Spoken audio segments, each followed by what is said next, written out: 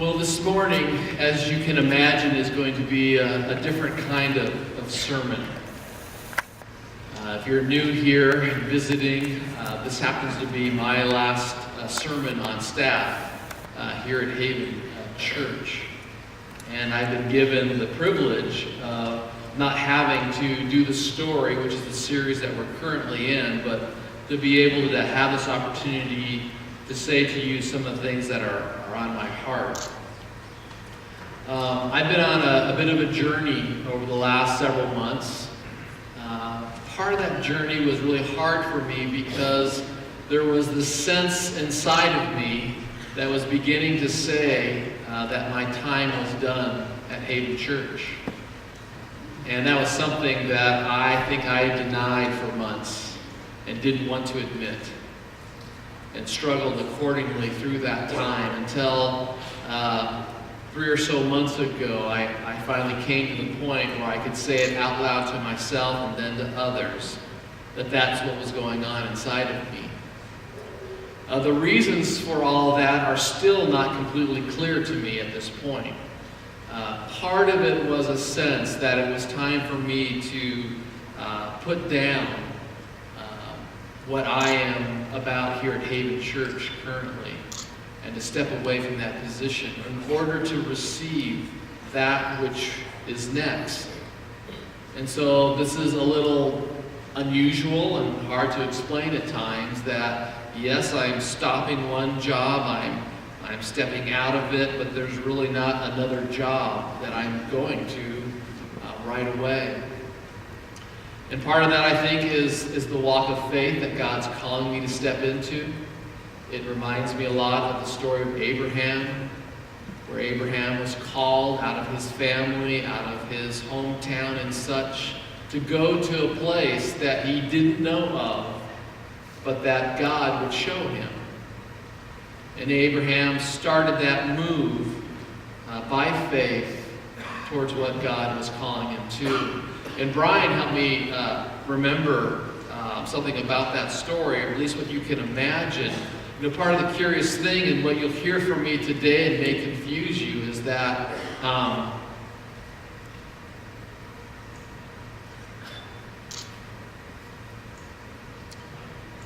really love this place. And Brian said to me, well, you know, Abraham probably loved where he lived too, and with the people that he spent time with and his family. And that helped me get a perspective a little bit about where I am and where I may be going. Serena and I are also at a season of life where our oldest, Josh, is married and on his own. Our second son, Tim, is engaged, and our daughter, April, is moving into her third year of college. And so we're at a place where we're kind of wondering what's next.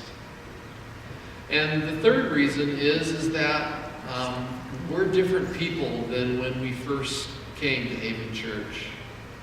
We have learned and we have grown in our understanding what it means to follow Jesus Christ. And we've done that with you and also with what God's been doing in our hearts.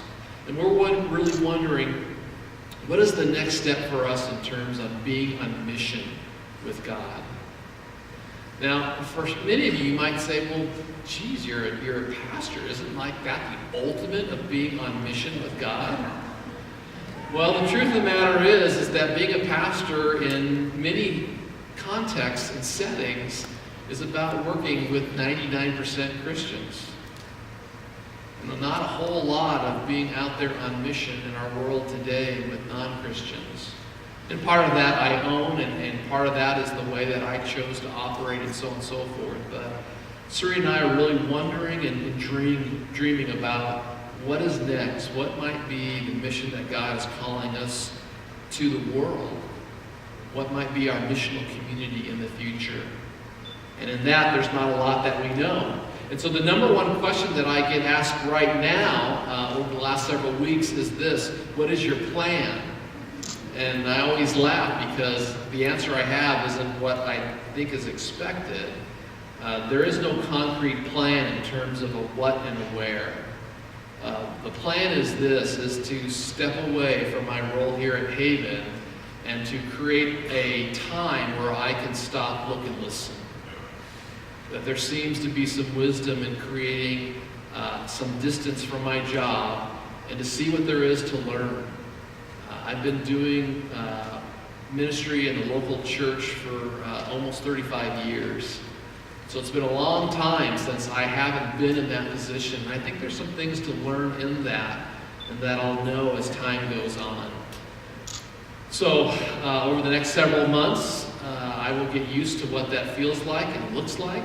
And then I'm hoping that as I step into that time of stopping and looking and listening, that God will reveal whatever is next. Several of you and others have talked about me retiring. That's not the case. If I retire today, I will be moving into one of your basements in a few months. So I prefer you not using the word retirement. It really is a transition. That would be the better word. Part of the plan, too, is for me to remain here at Haven Church. That's not normal either. I don't have any desire to go someplace else just to go someplace else. I know that can be challenging because my role will change, both for you and for me. But I've been inspired by Pastor Keith. He seems to have been able to pull something similar like this off. But I also need community during this time. I think one of the worst things that Sri and I could do right now is simply to step back into isolation. I need a community of people like you to help me discern what is next and to speak to me in truth and grace about what you're seeing and noticing as we take this journey. So that's a bit about where I've been and where we are and where we may be going. What I'd like to do next is I'd just like to use the words of the Apostle Paul, who moved in and out of several churches. You'll be going there in this story very shortly as we conclude the New Testament in that series. But Paul was a missionary, and there's a couple things that he primarily did. He went out to encourage churches that were relatively new in their existence, and he also went out to establish new churches. And he would travel around. He took 3 different journeys that we know of, visiting these churches and encouraging them and helping them and so on. And there was a church in Philippi that I think Paul had a particular love for. And I'd like to use this letter in Philippians to kind of express some of my thoughts and feelings about Haven Church in the time that I've had here for 15 years and almost 6 months. So if you have your Bibles, turn to Philippians chapter 1. And the first thing that we want to talk about is just Paul's deep desire to live a life of gratitude. You know, my picture of the Apostle Paul is someone who's a little rough and tough. He's got a lot of chutzpah as a person, and a strong personality, and one that can maybe bowl people over. But one of the remarkable things about Paul is that when you look at his letters and you compare it to the rest of the New Testament, no other author refers to giving thanks as much as he did. And so he begins his letter in Philippians chapter 1. Verses 1 and 2 are the standard greeting. They're how letters were written back then, and of course from his perspective and with his flavor. But in verse 3 of Philippians chapter 1, he writes this: I thank my God every time I remember you. And then I want you to notice all the superlatives that Paul uses in the next couple of verses. The exaggerated way that he speaks about what he's feeling and thinking. So he says in verse 3, I thank my God every time I remember you. In all my prayers for all of you, I always pray with joy because of your partnership in the gospel from the first day until now. As I mentioned, Paul, I think, had a very special relationship with the Philippians. They were a church that thoroughly and completely supported him. And that's been my experience of you towards me. One of just great love and support. Verse 5 there, where he says, because of your partnership in the gospel from the first day until now, we've had that kind of partnership. It hasn't been about being a social club or us just hanging out because we want to. We have been about the gospel of Jesus Christ. And so today, part of what I want to do as best I can is to say thank you. There is a very old priest from long ago, a friar, that made this statement. If the only prayer you ever say in your entire life is thank you, it will be enough. Now that's probably a little overstated, but I think it's overstated for this reason. That gratitude and thanksgiving aren't necessarily the first things that are in our minds and in our hearts. It's just far too easy to grumble and complain, right? And I can be that kind of person as well. But one of the things that I have grown in and I have learned and I have seen clearly in others, that part of following Christ is living a life of deep gratitude. And it doesn't come out of a sense of faking it or doing it out of duty because it's the right thing to do. It comes out of our perspective of who God is and who we are in Christ Jesus. That as we are mindful of God's grace towards us, of what's available to us when we live in His kingdom, that in Christ we are fully provided for, and that nothing can ultimately harm us. It puts us in a place where we are free to express thanksgiving for all things. It's no surprise to most of you, but one of my earthly heroes is Dallas Willard. And Dallas died of pancreatic cancer in 2013. And there was a man in his life, a student first and then a peer, who was very close to him in the last few months of his life. His name was Gary Black, and he wrote a book called Preparing for Heaven. And the subtitle of that book is Everything That He Learned About Death and Dying from Dallas Willard.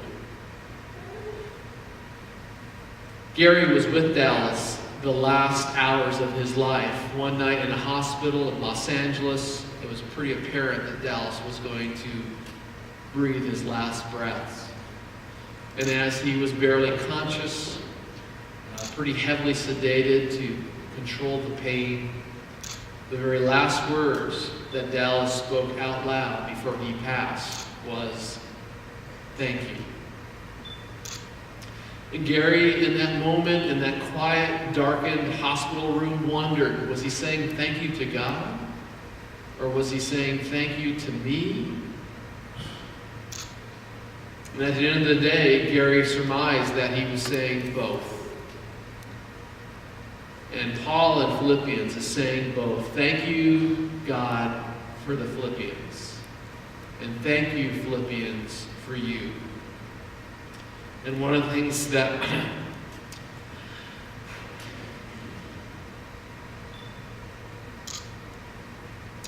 one of the last things I want you to hear from me is thank you.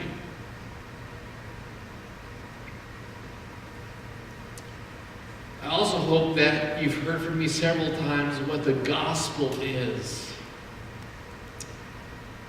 Over the years, it's been easy to shrink the gospel to only be about the forgiveness of sins and what happens to us after we die. And that is indeed part of the gospel, but the gospel is so much more. The gospel is life in the kingdom of God. And Jesus came to us preaching and teaching that this life in the kingdom of God is available to us now.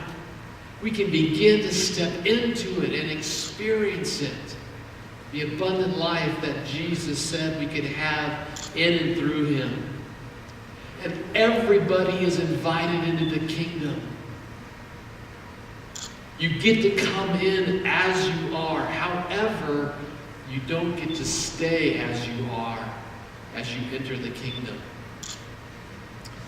And my hope for Haven Church as you and I move forward is that we have a very clear picture of the gospel.